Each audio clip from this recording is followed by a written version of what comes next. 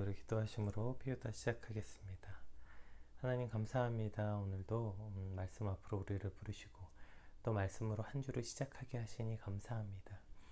오늘 이제 우리가 함께 살펴볼 이 사사기의 본격적 사사들의 사역과 삶을 통하여서 하나님을 망각하는 삶이 어떠한 결과를 가져오는지 우리가 철저하고 처절하게 깨닫는 시간들이 되게 하시고 우리 삶에 하나님을 늘 기억하고 동행하는 삶이 그러한 한 주가 되게 하시고 그것을 추구하는 삶이 되게 하여 주시옵소서.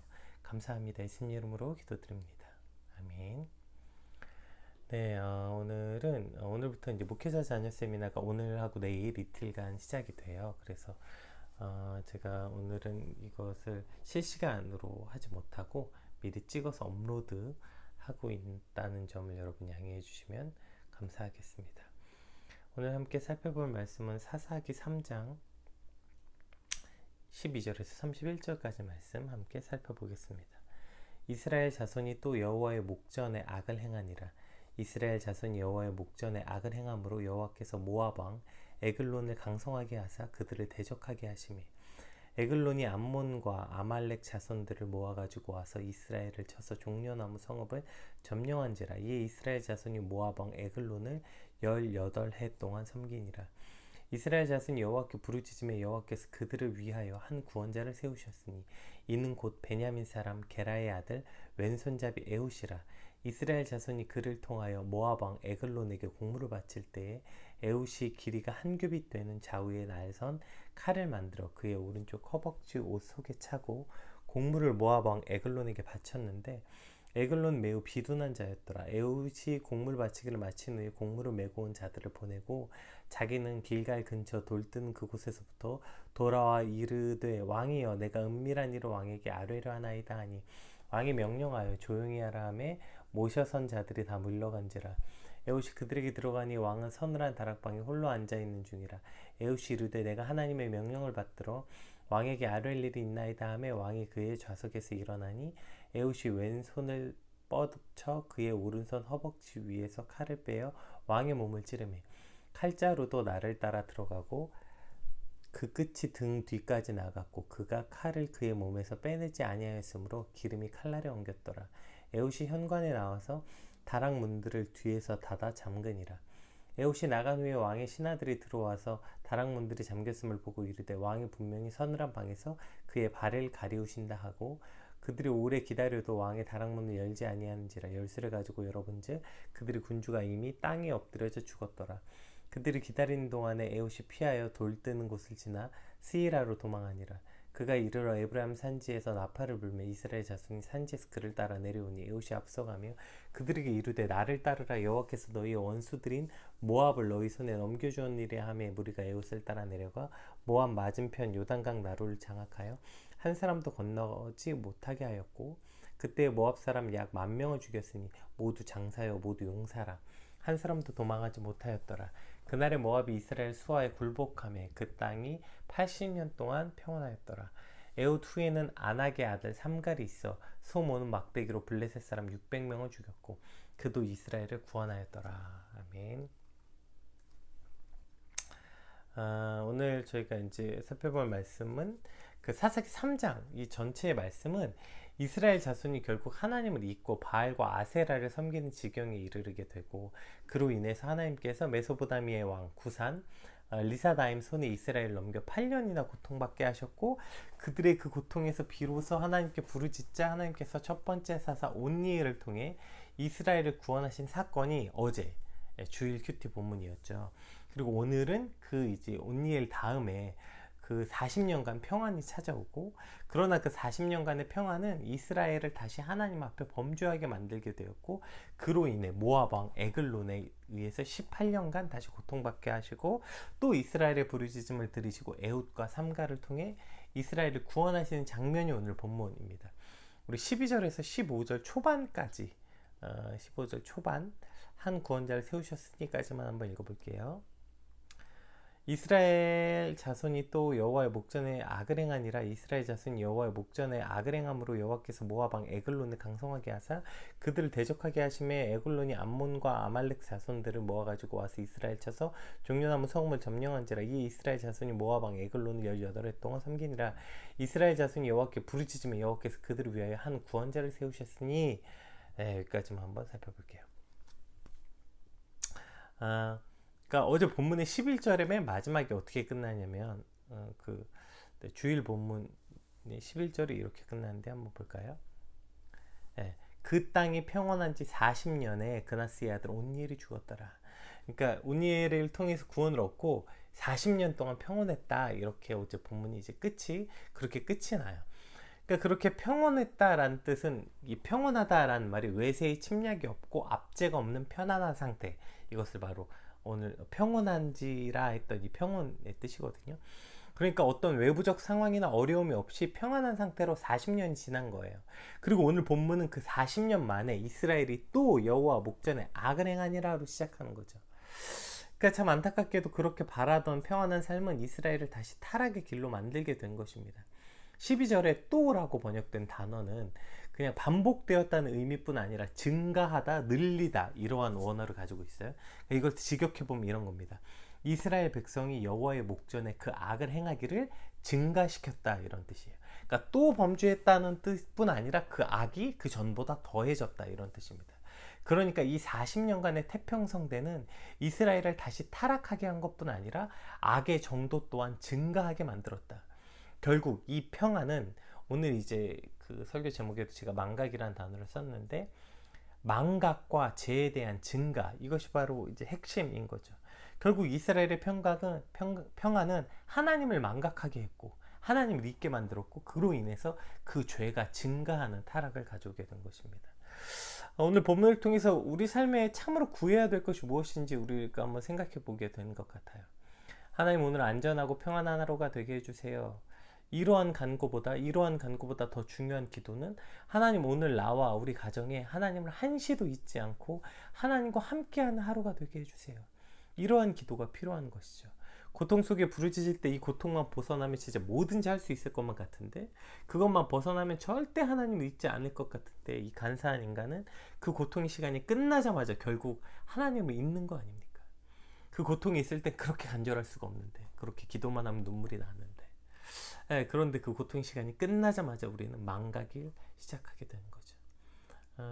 그리고 그러한 망각은, 그러니까 여기서 말한 망각은 평안, 위에서 말했던 평안이 되겠죠.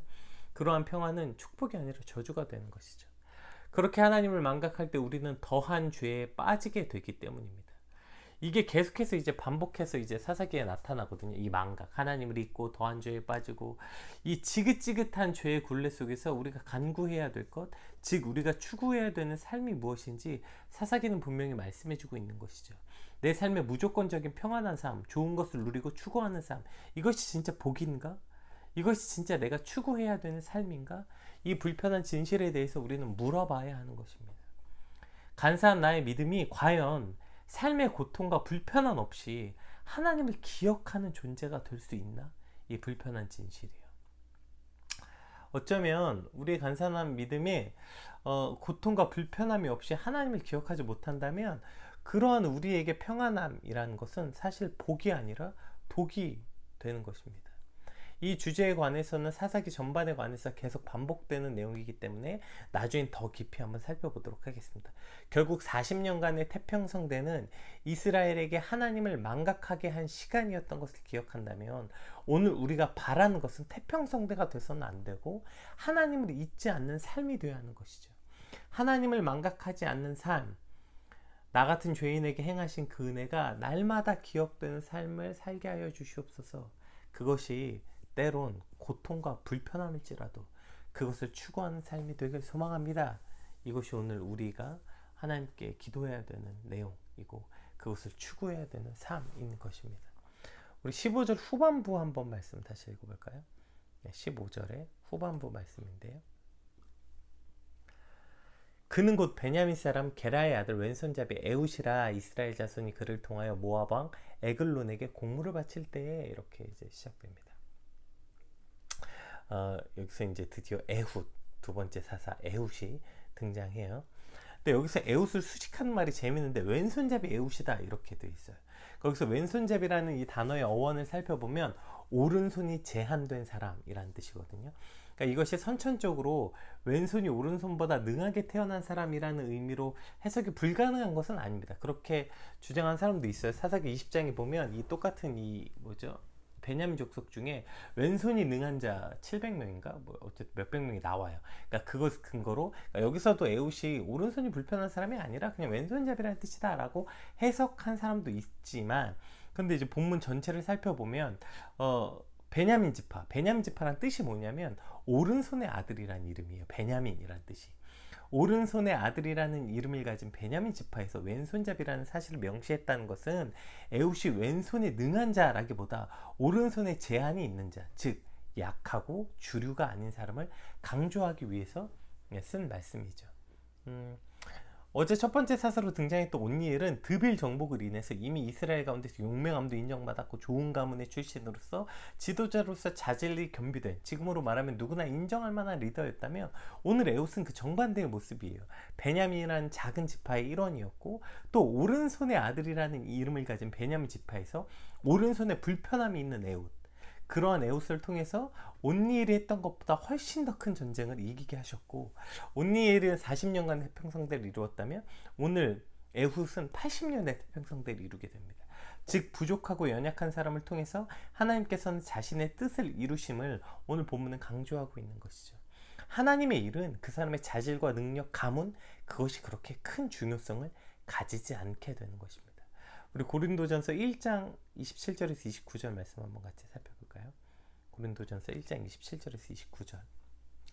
그러나 하나님께서 세상에 미련한 것을 택하사 지하에 있는 자들을 부끄럽게 하려 하시고 세상에 약한 것들을 택하사 강한 것들을 부끄럽게 하려 하시며 하나님께서 세상에 천한 것들과 멸시받는 것들과 없는 것들을 택하사 있는 것들을 패하려 하시나니 이는 아무 육체도 하나님 앞에서 자랑하지 못하게 하려 하심이라. 아멘. 하나님께서 강한 이들을 부르셔서 일하시는 것이 아니라 미련한 자들을 부르셔서 지혜로운 자들의 어리석음을 깨닫게 하시고 약한 자들을 부르셔서 강하다고 자랑하는 이들을 부끄럽게 하심으로 하나님의 어리석음이 사람의 지혜로움보다 훨씬 더 지혜롭고 하나님의 약하심이 사람의 강함보다 훨씬 더 강하다는 사실을 알게 하시려는 것이죠. 오늘 본문에는 에훗 이후에 삼갈이라는 사람이 등장하거든요. 31절에 오늘 본문 맨 마지막 31절에 딱 한 번 등장합니다. 삼갈. 그리고 사사라는 명칭도 없어요. 한 절 아주 짧게 등장하는 이 삼갈은 어떤 사람이냐면 이렇게 써 있어요. 소 모는 막대기. 그러니까 소 모는 막대기로 이렇게만 돼 있죠. 소 모는 막대기로 블레셋 사람 600명을 죽였고 그도 이스라엘을 구원했다. 예, 이렇게 삼갈은 그게 끝입니다. 그러니까 삼갈에 대해서 오늘 본문에 등장하는 것은 저게 다예요. 그러니까 당시 소 모는 그 막대기라는 건 가축을 길들일 때 쓰는 농기구였다고 해요. 그러니까 이것은 둘 중에 한 명이 썼다고 해요. 그러니까 소를 통해서 밭을 일구던 농부가 썼거나 혹은 소를 키우는 목동이 썼거나. 그러니까 오늘 이 소 모는 막대기를 도구로 썼다는 건 삼갈이 뭐 대단한 사람이 아니라 일개 목자나 농사꾼에 불과했다는 걸 알 수 있고, 게다가 그 도구가 뭐냐고요. 기가 막히지 않아요? 뭐 엑스칼리버 같은 명검도 아니고 어떻게 소 모는 막대기 하나로 600명을 쳐 죽였냐고요. 어떻게 소 모는 막대기 하나로 이스라엘 구원했냐고요. 이 역시 고린도전서 말씀을 이유하자면 어떠한 강한 병기보다 그냥 하나님 손에 있는 소 모는 막대기 하나가 훨씬 더 강하다는 것을 증명하는 것이죠. 세상에 그 어떠한 병기 이 당시 전차 한 대로 600명을 죽일 수 있었겠습니까? 그런데 그 인간의 그 강한 병기라고 말하는 것이 하나님 손에 들린 소 모는 막대기 하나도 감당할 수 없는 것이라는 거죠. 결국 하나님이 쓰시는 것은 강하고 대단하고 위대한 것이 아니라 오히려 연약하고 평범한 것보다 오히려 모자란 그런 사람을 통해서 일하고 계심을 오늘 본문 에훗과 삼갈을 통해서 말씀하고 계시는 것입니다. 그래서 하나님께서 오늘 저와 여러분을 부르신 거 아니에요? 나의 약함, 나의 모자람을 통해 일하시겠다는 거죠. 그런데 언제부터 뭐 그렇게 대단한 사람이었다고, 그거 더 대단하지 못하다고 그렇게 속상해하고 더 뛰어난 사람이 되지 못해서 절망합니까? 하나님 우리의 그러한 모자람을 통해 일하시겠다고 말씀하시는데, 내가 대단해서 내가 쓸만해서가 아니라 내가 모자라고 오히려 연약해서 그런 나를 통해 주님만 드러나시겠다고 말씀하시는 거 아닙니까? 고린도후서 12장 9절에서 10절 말씀 한번 읽어볼까요? 나에게 이르시기를 내 은혜가 내게 족하도다. 이는 내 능력이 약한 데서 온전하여짐이라 하신지라. 자, 그리고 그러므로 도리어 크게 기뻐함으로 나의 여러 약한 것들에 대해 자랑하리니 이는 그리스도의 능력이 내게 머물게 하려 함이라. 그러므로 내가 그리스도를 위하여 약한 것들과 능욕과 궁핍과 박해와 곤고를 기뻐하노니 이는 내가 약한 그때의 강함이라. 아멘. 나의 여러 약한 것들을 지금 바울은 자랑한다, 이렇게 지금 이야기하고 있어요. 사도 바울은 그래서 나의 여러 약한 것들을 자랑한대. 왜요? 내가 약한 게 바로 예수 그리스도의 강함이 드러나는 일이기 때문에 나는 나의 약함을 자랑한다는 거예요. 이것이 오늘 저와 여러분의 고백이 돼야 되는 거 아닙니까? 그런데 뭐 그렇게 내가 약한 사람인 거 티 안 내려고 그렇게 애쓰고 완벽한 사람인 것처럼 보이려고 그렇게 기를 쓰고, 무슨 완벽주의자라는 말이 얼마나 부끄러운 말인지도 모르고, 아, 내 성향이 좀 완벽주의자잖아, 뭐 이런 말들을 쓰고 있는, 내가 약한 게, 하나님이 약한 것이 오히려 약해서 우리를 쓰시겠다고 말하는데 우리는 그 약한 게 들키면 뭐 큰일 나는 사람처럼 그렇게 살고 있는 거 아닙니까? 나의 약함 때문에 하나님은 나를 부르시고 택하셨으며, 나같이 약한 이들을 통해서 하나님의 일하심이 드러날 때 나의 약함이 곧 하나님을 드러내는 일이기 때문에 우리는 나의 약함을 자랑해야 되는 거 아닙니까? 그런데 세상을 그걸 거꾸로 하라고 말하고 어느새 우리도 그와 같이 하고 있는 우리를 발견합니다. 나의 약함은 감추고 숨기고 포장하고 나의 강함을 드러내고 자랑하는 것, 그리고 거기 하나님의 강함을 살짝 한 방울 곁들이는 정도로 살고 있지 않나요? 우리가 처음에 사역 시작하고 어떤 일이 주어졌을 때 이런 것 같아요. 그러니까 결국 이 40년의 평안이 이스라엘의 망각을 가져왔다고 했잖아요. 그러니까 40년의 평안이 이스라엘 망각을 가져왔던 것처럼 이 원리도 여기에 똑같이 적용되는 것 같아요. 그러니까 우리가 어떤 일을 시작하고 사역이든 그것이 어떤 일이 주어졌을 때, 와, 나 같은 사람이 이걸 해도 되나? 나 같은 사람이 할 수 있을까? 아, 나 같은 사람을 통해서 하나님 일하시다니, 이것이 너무나도 감격스럽고 감사하고 기쁨이 넘치고 그렇게 하루하루 지냈어요. 그런데 그 일에 익숙하고 이제 어느 정도 숙달되고 오늘 본문 표현에 말하면 평안해질 때 이 망각이 찾아오는 거 아니에요. 망각, 나같이 부족하고 모자란 인간을 사용하시는 하나님을 망각하고, 언제부터인가 나도 꽤 괜찮은 사람이고 그러한 나를 하나님이 도우셨다 정도로 왜곡된 생각으로 살고 있는 거 아닙니까?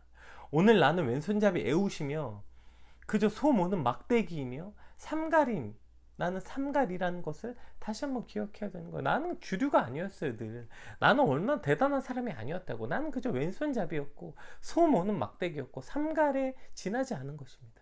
그것 때문에 하나님은 오늘 나를 부르셨고 나의 연약함 때문에 하나님이 드러나시겠다고 하는 거예요. 망각의 최후가 얼마나 비참한지 우리는 사사기를 통해 이미 보았고 앞으로 계속 살펴보게 될 것입니다. 따라서 우리의 기도가 무엇이 되어야 합니까? 하나님, 내가 실수하지 않게 해주세요. 내가 대단한 사람이 되게 해주세요. 아니요, 오늘 우리의 기도는 그래서 주님, 내가 누구인지 망각하지 않게 하여 주시옵소서. 나는 연약하고 모자란 사람입니다. 그래서 그것을 자랑하는 사람이 되게 하여 주시옵소서. 나같이 연약한 사람을 통해서, 나같이 모자란 사람을 통해서, 나같이 못돼 처먹은 사람을 통해서 하나님은 어떻게 이러한 일들이 일어나시는지, 하나님이 드러나는 삶, 이런 삶을 살게 하여 주시옵소서. 날마다 나의 연약함을 숨기기에 급급하고 내가 꽤나 대단한 사람이냐 포장하고 착각하는 삶에서 이제 깨어나서 나의 연약함으로 하나님의 강함을 자랑하는 삶이 되게 해 주시옵소서. 이 간절한 기도가 저와 여러분의 기도가 되길 주님으로 축복합니다.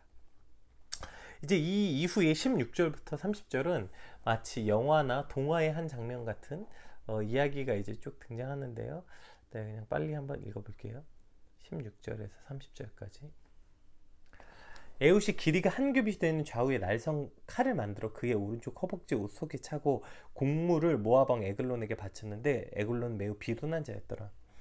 그러니까 여기서 지금 설명하면서 그냥 쭉 보죠. 그러니까 에훗이 이제 길이가 한 규빗 되는 좌우 날성 걸 만들어서 그의 오른쪽 허벅지에 찼다. 이것이 이제 에훗이 오른손을 쓰지 못했다는 증거라고 말해요. 어쨌든 그가 아마 손이 불편했기 때문에 이 왕 앞에까지 나아갈 수 있다는 근거이기도 하고요.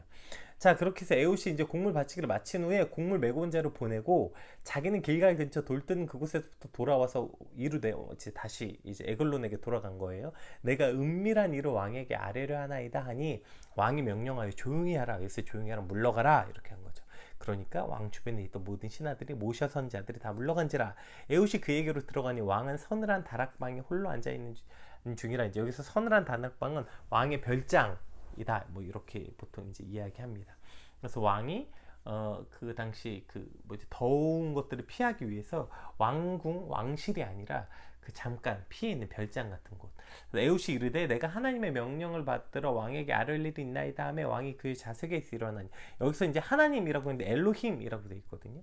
그러니까 이것은 그냥 하나님이라고 표현되어 있지만 아마 그 에글로는 이것이 그 여호와 하나님 아니고 그냥 어떤 신들 중에 하나라고 생각했어요. 그러니까 에글론에게 이게 어떻게 들린 거냐면, 자, 네 무슨 말인데 말해봐 이랬더니 에훗이 이렇게 말한 거죠. 제가 신탁을 가져왔습니다.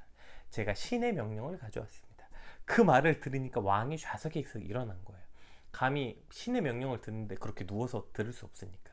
그때 에훗이 왼손을 뻗쳐 그의 오른손 허벅지 위에서 칼을 빼어 왕의 몸을 찌르매 칼 자루도 나를 따라 들어가서 그 끝이 등 뒤까지 나갔고, 얼마나 강하게 찔렀는지 표현되어 있죠. 그가 칼을 그의 몸에서 빼지 아니하였으므로 기름이 칼날에 엉켰더라. 그러니까 굉장히 적나라하게 표현되어 있어요. 그 에글론이 얼마나 비대하고 뚱뚱했는지에 관해서. 에훗이 현관을 나와서 다락문 들을 뒤에서 닫아 잠그니라. 에훗이 나간 후에 왕의 신하들이 들어와서 다락문들이 잠겼음을 보고 이르되 왕이 분명히 서늘한 방에서 그의 발을 가리우신다 하고, 여기서 그의 발을 가리우신다라는 뜻이 두 가지 표현인데요. 발을 가리운다라는 뜻이 이제 용변을 본다라는 뜻도 있고, 그 잠들다라는 표현 두 가지가 다 있어요. 그래서 세 번역이나 공동 번역에서는 왕이 용변을 보신다라고 신하들이 이해했다고 해요. 그렇게 번역이 되어 있습니다. 그러니까 결국 그들이 왕이 잠들었든 용변을 보든지 그런 줄 알고 왕이 문을 닫았다고 생각한 거예요. 그런데 그들이 오래 기다려도 왕이 다락문을 열지 아니한지라 열쇠를 가지고 열어본즉 그들의 군주가 이미 땅에 엎드려 죽었더라. 그들이 기다리는 동안 에훗이 피하여 돌 뜨는 곳을 지나 스이라로 도망하니라. 그가 이르러 에브람 산지에 나팔을 불며 이스라엘 자손 산지에서 그를 따라 내려오니 에훗이 앞서가며 그들에게 이르되 나를 따르라. 여호와께서 너희의 원수들인 모압을 너희의 손에 넘겨주셨느니라 하며 무리가 에훗을 따라 내려가 모압 맞은편 요단강 나루를 장악하여. 여기서 요단강 나루라는 것이 이제 그들이 걸어서 건널 수 있는 유일한 좁은 골목이었다고 해요. 거기서 미리 진치고 있었던 거죠. 그래서 한 사람도 건너지 못하게 하고 그때 모압 사람 약 10,000명을 죽였으니 모두 장사요 모두 용사라. 그러니까 모압 사람 10,000명이 다 어마어마한 그 힘 있는, 그냥 그렇게 비실비실한 사람들이 아니라 모두 장사고 용사 10,000명을 죽였더라. 한 사람도 도망하지 못하였더라. 그날에 모압이 이스라엘 서에 굴복하며 그 땅에 80년 동안 평안하였더라. 이것이 이제 에훗을 통한 구원의 그 사건이죠. 그러니까 지금 이 보면 이 모든 사건을 보면 보세요. 에훗이 어떻게 해서 거기까지 갔는지, 그러니까 에브람 산지에서 어떻게 이스라엘 자손이 숨어 있다가, 그러니까 에훗이 어떻게 이렇게 된 건지 구체적 정황은 안 나오는데 보세요. 생각을 해보세요. 그러니까 에훗이 에글론 죽이고 에브라임 산지에 가서 나팔을 부니까 갑자기 이스라엘 자손들이 다 튀어나와요. 이미 전투 준비를 다 하고요. 그리고 그들에게 이제 에훗이 막 말하죠. 하나님이 나를 따르라. 여호와 너희 손에 넘겨주셨다. 이걸 보면 지금 여기 상황에서 구체적인 건 안 나오지만 정황을 봐서 몇 가지 알 수 있죠. 첫 번째, 지금 이것이 미리 계획되어 있다는 거, 그렇죠? 그러니까 에훗이 죽이고 오면 이스라엘 자손이 모압과 싸우기로 계획되어 있었고, 지금 그 선봉에 에훗이 있다는 거. 그러니까 에훗이 지금 이스라엘의 지도자라고요. 이 모든 일을 기획했고 이 모든 일을 주도하고 있는 이스라엘의 지도자인 것을 알 수 있죠. 지도자가 아닌데 에훗이 뭐 나팔 부르다고 갑자기 어디서 이스라엘 자손이 다 튀어나왔겠어요. 싸울 준비를 하고 이미 약속된 거예요. 이미 에훗과 함께 싸우기로, 에훗의 말에 따르기로 그들이 이미 약속했고, 나를 따르라 이렇게 에훗이 말하죠. 그러니까 결국 이 말에 이스라엘 모든 백성들이 따르는 걸 보면 에훗이 당시 이스라엘의 지도자였다는 것을 알 수 있습니다.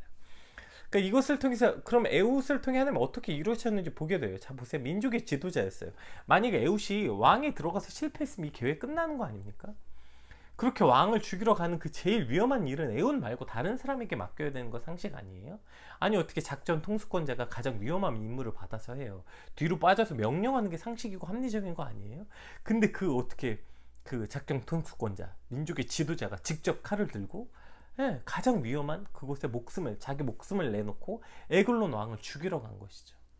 그런데 어쩌면 이것이 왼손잡이 에훗이 지도자가 될 수 있던 것 아니었을까요? 강하고 지혜롭다고 여기는 이들은 다 뒤로 빠져서 명령하고 있을 때, 나의 모자람을 아는 이들은 가장 앞장서서 일하고, 내가 모자라기에 하나님이 채우실 것을 기대하며 어떤 자리든지 기꺼이 나아가는 것, 이러한 삶의 방식을 보게 되는 거 아닙니까? 이게 참 신기하게 이러한 태도가, 오늘 이제 주제가 이제 제가 망각이라는 주제 안에서 이걸 지금 다 풀어내고 있는데, 망각한 이들의 삶의 대표적인 태도인 것 같아요. 그러니까 우리가 고인물이라고 하잖아요. 고인물. 어떤 일에 대해서 익숙하고 매너리즘에 빠져서 고인물이 되는 것. 이 모든 것이 오늘 본문의 평안함과 익숙함 때문에 망각한 이들의 삶의 방식이라고요. 아, 그래도 내가 짬이 있지. 난 좀 뒤로 빠질 테니까 니들이 해. 아, 새로운 사람들이 해야지. 야, 나도 어릴 때 다 했었어. 돌격 앞으로 외치고 본인은 뒤로 빠지는, 마치 어떤 코미디 한 장면 같은 상황. 그래 놓고 또 대우는 받길 원해요. 야, 그래도 내가 뭐 짬이 있는데, 내가 리더인데, 내가 선배인데, 내가 몇 년을 먼저 했는데, 내가 너보다 어떻게 했는데. 참 볼품없는 선배, 참 모냥 빠지는 리더 같지 않아요? 여기서 아주 중요한 문제가 있는데, 이 고인물들은 왜 이러한 꼰대 같은 행태가 되는 걸까요? 왜 아이 네가 해, 아이 네가 해, 이렇게 하고 자기는 뒤로 빠지고, 예, 그러면서 대우는 받길 원하고. 왜 그렇게 되는 거예요? 이것이 바로 아주 중요한 핵심 개념이 있는데, 내가 했다고 생각하기 때문이에요. 내가 했다고 생각하니까 이제 좀 안 하겠다는 거예요. 그리고 앞으로도 내가 할 거라고 생각하니까 안 하겠다는 거, 못 하겠다는 거예요. 그러니까 앞에 것도 이미 과거에도 내가 했다고 착각하니까 난 더 이상 안 하겠다는 거예요. 나는. 왜? 내가 했다고 생각하니까. 그리고 앞으로도 왜 안 하겠대요? 내가 해야 될 거라고 생각하니까 안 하겠다는 거예요. 그러니까 나 말고 다른 사람이 해라는 거 아닙니까? 이게 굉장히 큰 착각인 거죠. 그리고 이 말이 너무 이상한 말이에요. 어떤 부분에 대해서 이제 다른 사람 세워줘야지, 다른 사람도 할 수 있게 해줘야지, 이 말을 되게 좋은 말, 겸손의 말인 것처럼 쓰는 것 같아요. 이제 내가 좀 빠져줘야지, 다른 사람이 하게 해줘야지, 이 말이요. 근데 여러분 착각하지 마세요. 그 말 되게 나쁜 말이에요. 차라리 그냥 하기 싫다고 하세요. 그런 말도 안 되는 말에, 그런 비겁한 말에 스스로를 속이고 있어요. 뭘 다른 사람을 세워줘요. 다른 사람을 하게 해준다니. 무슨 소리예요. 그 네 거 아닌데. 네가 하고 싶다고 할 수 있는 거 아닌데. 하나님이 그 자리에 세우셨고 하나님이 인도하신 거예요. 그럼 나는 그 자리에 서 있는 건데 그 자리가 내 겁니까? 뭐 내가 그걸 누구한테 뭐 양도해줘요? 그 자리에서 내 거니까 내가 빠지면 뭐 다른 사람이 세워진대요? 이게 무슨 착각이에요. 내가 그 자리에서 빠져서 누군가 세워준다는 말은 그걸 내 거라고 착각하니까 이런 말도 안 되는 소리 하는 거예요. 하나님이 세우셨으면 하나님이 내리실 거고요. 또 하나님이 새롭게 하실 거예요. 근데 무슨 내가 그걸 뭐 내 자리인 것처럼, 내가 빠져줘야지, 다른 사람을 세워줘야지. 뭘 세워줘요? 하나님이 세우시는 거예요, 그거. 이 모든 이러한 어떤 꼰대 같은 이 고인물의 특징들이 다 핵심이 뭐냐면 망각했기 때문이에요. 망각. 이걸 처음에는 하나님이 했다고 생각했겠죠. 근데 그걸 점점 내가 했다고 착각했기 때문에 이러한 모냥 빠지는 선배, 모냥 빠지는 리더, 모냥 빠지는 고인물들로 바뀌는 거 아닙니까? 근데 오늘 에웃은요, 돌격 앞으로 외치고 뒤로 빠진 리더 아니었고요. 본인이 불편한 몸을 이끌고 적진에 뛰어 들어가서 가장 먼저 적장을 베고 나서 말하는 거예요. 적장 베고 나서 와서 이스라엘 백성들에게 뭐라고 말해요? 나를 따르라. 자기가 지금 적장 베고 피 묻은 손 들고 와서 말하는 거예요. 나를 따르라. 하나님이 저들을 우리 손에 붙여주셨다. 그 이스라엘 백성들이 거기에 다 따라서 나아가는 거죠. 열정은 다 잃어버리고 그냥 꼰대같이 요령만, 입만 살아서 있는 리더가 아니라 가장 위험한 곳, 가장 힘든 곳, 그곳에 제일 먼저 몸 담근 곳, 적장에 목을 베고 와서 돌격 앞으로를 외치는 그러한 리더, 그러한 믿음의 선배. 우리가 믿음의 선배라는 것은, 먼저 된 자라는 것은 이러한 삶의 모습이어야 되는 거 아닙니까? 오늘 본문을 쭉 살펴보면 마치 영화나 드라마 같아요. 상황 묘사도 굉장히 극적이고 내용도 그렇잖아요. 왼손잡이 에웃이 왕실에 잠입해 왕을 죽이고 그 큰 나라의 용사들을 다 물리치는 내용. 사사기 내용엔 이런 내용이 많아요. 그래서 성경 동화의 주된 소재로 많이 사용되잖아요. 근데 잊지 말아야 되는 건요, 사사기의 주인공은 사사들이 아니라 하나님이에요. 오늘 에웃이 사실 대단한 것처럼 보이지만 보세요. 에웃이 칼을 차고 왕 앞에 나아간다는 것 자체가 말이 안 되잖아요. 여러분, 어떻게 왕 앞에 독대를 하러 가는 사람의 칼을 숨기고 들어갑니까? 뭐 지금처럼 대단한 장비가 있는 것도 아니고 허벅지에 숨기고 들어갔대. 근데 이거 안 걸렸다는 게 기적인 거예요. 안 걸린 게. 어떻게 허벅지에 칼을 숨겨 왕 앞에까지 나가서 왕을 독대하는 상황이 일어나요. 거기서 만약에 왕에게 다시 찾아가서, 왕, 제가 신탁을 가져왔습니다. 왕이 갑자기 그 의자에서 내려와서 무슨 말이냐, 이런 말이 됩니까? 그럼 왕이 됐어, 나중에 들을게, 나 말고 다른 사람한테, 내가 네가 누군지 아는데 진탁을 맡긴데, 사실 이게 더 상식적인 거 아니에요? 그런데 허벅지에 칼을 숨겨 들어갔는데 안 걸리고, 왕 앞에 가서 신탁을 가져왔다고 말했더니 또 왕이 기다렸듯인지 의자에서 내려오고, 또 그렇게 해서 왕을 찔러 죽였는데 왕 발 나온 걸 보고 사람들이 왕이 용변 보나 보다 생각하고 에우시 도망갈 시간 다 벌어주고, 이 모든 그림들이 결국에 하나님의 섭리, 하나님의 인도하심, 즉 하나님이 그린 그림 안에 일어난 일이라는 거예요. 에웃은 그냥 그곳에 순종하고 나아간 것 뿐이지, 이것이 무슨 에웃의 어떠한 계획과 용감함 때문에 혹은 뭐 이스라엘의 대단함 때문에 일어난 사건이 아니라는 것이죠. 이 모든 것을 인도하시고 계획하신 모든 분, 하나님의 섭리 가운데 일어난 거예요. 그리고 그 하나님은 오늘 저와 여러분의 아버지 하나님이 되시는 것이죠. 이 모든 상황을 주관하시고 주도하셔서, 그래서 오늘 그 본문의 29절에 약 10,000명을 죽였으니 모두 장사여 모두 용사라, 이 말은 이스라엘은 할 수 없다는 거예요. 이스라엘이 어떻게 장사와 용사를 죽일 수 있었으며, 아니 여태까지 18년 동안 이렇게 지금 산지에 숨어서 살고 있었겠어요? 이 10,000명의 장사와 용사를 죽일 만한 전투력과 능력이 있었으면 이스라엘이 숨어 있었겠냐고요. 하나님이 하셨다는 겁니다. 결국에 이 모든 것의 상황들을 하나님이 인도하셨기 때문에 칼도 숨기고 들어갈 수 있고, 그 사람 모압 왕도 죽일 수 있었고, 모압의 용사와 장수들 10,000명을 죽일 수 있었던 이 모든 것이 하나님의 섭리 가운데 일어났고, 결국 이 사사기를 쭉 읽고 나서는 에웃이 기억나는 게 아니라 그 일을 행하신 하나님을 기억해야 되는 것이죠. 오늘 주신 말씀 붙잡고 함께 기도합시다. 강한 척, 센 척 하지 말고 하나님이 약하고 모자란 나를 통해서 하나님의 강함과 높음이 드러나게 하여 주시옵소서. 그래서 당당하게 나의 약함을 자랑하고 하나님의 강함을 선포하게 되는 삶을 살게 하시고, 또 내가 있다, 내가 한다는 착각을 버리고 하나님 맡기신 사명에 최전방에서 온 힘을 다해 순종하게 하여 주시옵소서. 하나님이 그 놀라운 섭리와 역사에 이와 같은 연약한 나를 동참시켜 주신다는 그 은혜가 날마다 내 삶에 가득하게 하여 주시옵소서. 우리 다 같이 받은 말씀 놓고 함께 같이 기도하겠습니다. 기도합시다.